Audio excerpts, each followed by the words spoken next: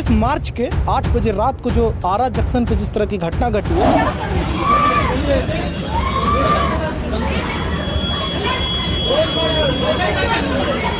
ना सिर्फ उनके पिता और उस लड़की को वो मारता है बल्कि खुद को भी मार लेता है। स्टेशन परिसर पे हथियार गया तो गया कैसे? निश्चित रूप से उसके साथ कोई ना कोई होगा, जानकारी होगा ना होगा उसकी। सबसे बड़ी बात यह है कि लड़की आज तक यहाँ पढ़वे नहीं की, पढ़ती थी नर्मोदय और नर्मोदय से के बाद दिल्ली चली गई। कहा जा रहा है कि एक तरफा प्यार या फिर सनक जो भी कह लीजिए। देखिए कि हंसता खेलता परिवार 1 मिनट में कैसे तहस नहस हो सकता है। जी प्रणाम, मैं हूं सुमित कुमार और अब देख रहे हैं सच बिहार। मैं अभी मौजूद हूं आरा के गोडना रोड है और 25 मार्च के 8 बजे रात को जो आरा जंक्शन पे जिस तरह की घटना घटी है वो ना ही आपको इस बात से सन्न कर देता है कि पब्लिक प्लेस की सुरक्षा क्या है और दूसरी बात कि समाज में किस किस तरह के सनकी लोग हो रहे हैं। बताइए कि एक लड़का अमन जिसका नाम है, एक लड़की जो कि आरुषि नाम है, यही घर है, उनके पिता को और भाई, छोटा भाई भी उसमें मौजूद था और लड़की जो कि MBA की तैयारी करती थी दिल्ली में रहकर, उसे सरेआम गोली मार देता है। ना सबसे पहले तो ये समझिए कि ना सिर्फ उनके पिता और उस लड़की को वो मारता है बल्कि खुद को भी मार लेता है वो। और इस सनक को फर्स्ट अगर देखें तो प्राइमा फेसी जो कहते हैं उसमें तो कहा जा रहा है कि एक तरफा प्यार या फिर सनक जो भी कह लीजिए, लेकिन समझना वाकई में बहुत ज़रूरी होगा कि अगर सच में ये सनक थी या एक तरफा कुछ था तो खुद को क्यों मारा वो। दूसरी बात ये कि वो जानता कैसे था, ये एक शहरी इलाका है, यहाँ पे ज़्यादातर लोग नहीं जानते घटना के बारे में, तो कैसे जान रहा था। तो बहुत सारी चीज़ें हैं। अंकल आप क्या हुए, रिश्तेदार हुए इनके? क्या लगते हैं आप? हम उनके साला हुए। अच्छा, जो जिनकी हत्या हुई। अच्छा, मतलब लड़की का मामा हुए आप? मामा जी। तो कुछ जानकारी नहीं था मामा जी आप लोग का? कुछ नहीं, XYZ कुछ नहीं। उनको कुछ खुद जानकारी होता, उनको भी तू जाते क्यों? हम लोग न्यूज देख के गए। आप लोग सब खबर देख के गए? खबर देख के गए, चैनल देख के गए, लाइव देख के गए। उसके बाद हम लोग लाइव देख, उसमें नाम भी गलत था। बताइए। चैनल देख कर ही हम। और जहाँ तक जानकारी है अमन के पास जो 9mm का पिस्टल था उसमें 10 जिंदा कारतूस था, मतलब कि वो 3 गोली फायर करता है, वो 2, 4, 5 और फायर कर सकता था। जरूर कर सकता था। मतलब पब्लिक क्योस मचाने के लिए वो लड़का काफी था वहाँ पे, बहुत सफिशिएंट था वो। और उसके बाद भी यहाँ के लोगों का कहना है कि प्रशासन इतना ढिलाई करती है कि आधा घंटा लगभग लड़की जीवित थी, उस छटपटाती रही और अस्पताल कोई नहीं पहुँचाया। नहीं, कोई नहीं पहुँचा, पुलिस आया ही नहीं। आधे घंटे बाद आया है। पोस्टमार्टम के लिए भी DM से आदेश लेना पड़ा, उसके बाद में जाकर नहीं हो रहा था। रात में पोस्टमार्टम भी नहीं हो रहा था। 4 घंटा वहाँ बैठे थे पोस्टमार्टम के लिए। 4 घंटा आप लोग बैठे, तब वहाँ से आदेश आया, DM साहब का आदेश आया।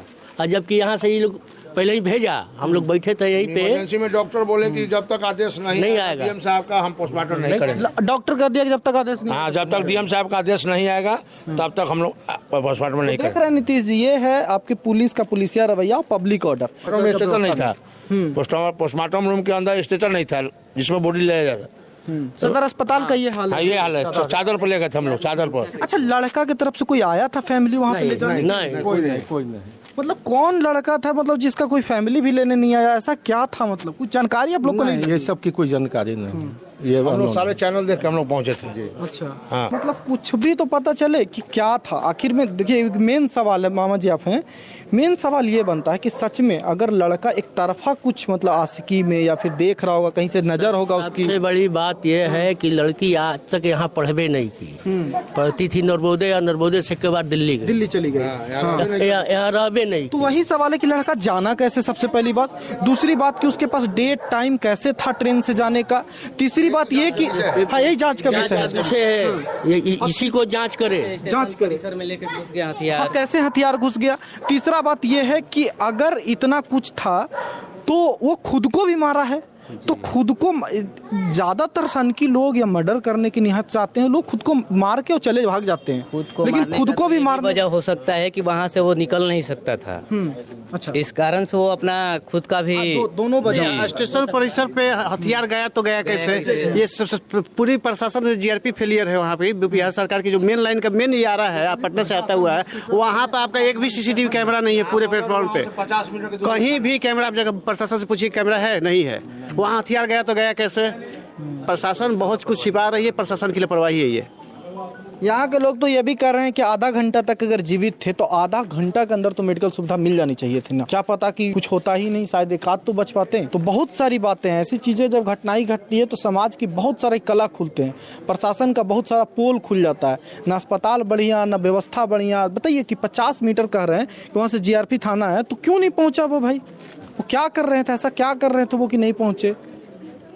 यहाँ पे लड़का तो अकेले गया नहीं होगा, तो ये तो जाहिर सी बात है कि लड़का के साथ कोई ना कोई गया होगा, या तो लड़का बाइक से गया हो, तो बाइक कहाँ है? अच्छा, असनी से आरा प्लेटफार्म की दूरी लगभग 7 किलोमीटर है, तो पैदल तो गया नहीं होगा, निश्चित रूप से उसके साथ कोई ना कोई होगा। जानकारी होगा ना कि किस बोगी में जाने वाला है, किस ट्रेन की जानकारी तो होगी नहीं, बोगी की तो नहीं कह सकते हैं, लेकिन ट्रेन का टाइम जानकारी होगी जरूर कि मैंने ये जाने वाला ट्रेन से जाने वाला है, लाइन अप कर सकता है। लड़की क्या होली में आई थी वगैरह? क्या था? होली में ही आई थी, अपने घर पे आई थी परीक्षा देने के लिए। 2 दिन पहले एमबीए का परीक्षा देने के लिए आई थी। अच्छा, हाँ, एमबीए का परीक्षा देने आई थी और रेगुलर यहाँ पे रहती नहीं थी, तो कोई ना कोई तो टच वाला। बामपाली में इसका सेंटर था ऑनलाइन, ज्ञान ज्योति के पास में एमबीए की परीक्षा देने आई थी, यहाँ पे सेंटर था, 2 ही दिन पहले आई। हाँ, कल इसका शाम का 5 बजे परीक्षा था, तो मतलब यहाँ रेगुलर रहती भी नहीं थी और एग्जाम देने आई थी, तो कहीं ना कहीं से तो उसका जानकारी टच कुछ तो होगा ना जरूर।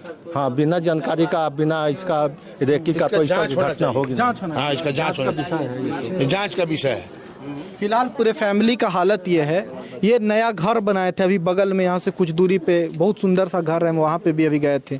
बताइए पूरा परिवार तहस नहस। वो लड़का 10 साल का इनका 10 साल का बेटा, 7 साल का वो रहता है वहाँ पे खड़ा। वहाँ पे जो लड़का गोली मारता है उसके बॉडी को लात मारते रहता है, रिपोर्ट है, और चिल्ला रहा है। वो भाग पाता है किसी तरह से, शायद अगर वो उसको भागता नहीं तो शायद उसे भी उसको मैं मार देता।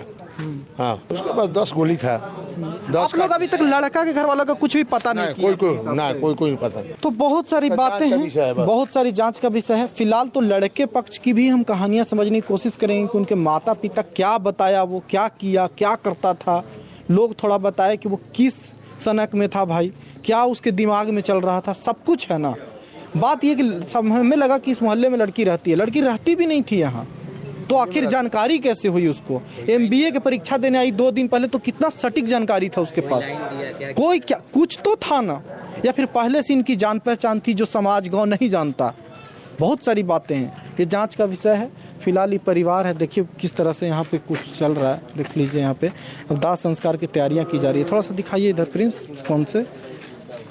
अब परिवार के पास देखिए कि हंसता खेलता परिवार 1 मिनट में कैसे तहस नहस कर सकता है, किसी के द्वारा किया जा सकता है या कैसे हो सकता है। तो क्या कुछ चल रहा है आजकल बिहार में, मुझे समझ नहीं आ रहा। स्पेशली जो प्रेम प्रसंग वाले जो मामले होते हैं उसमें क्या ही हो रहा है वही समझ में नहीं आता हमको कि क्या हो गया है लोगों को। प्रेम प्रसंग का मामला, हाँ, उनको भी माना जा सकता है, पुराना विवाद है, कुछ भी। हाँ, कुछ भी हो सकता है, पुराना प्रेम प्रसंग का मामला हो, जानकारी हो। देखिए किसी चीज़ से डिनाई नहीं कर सकते।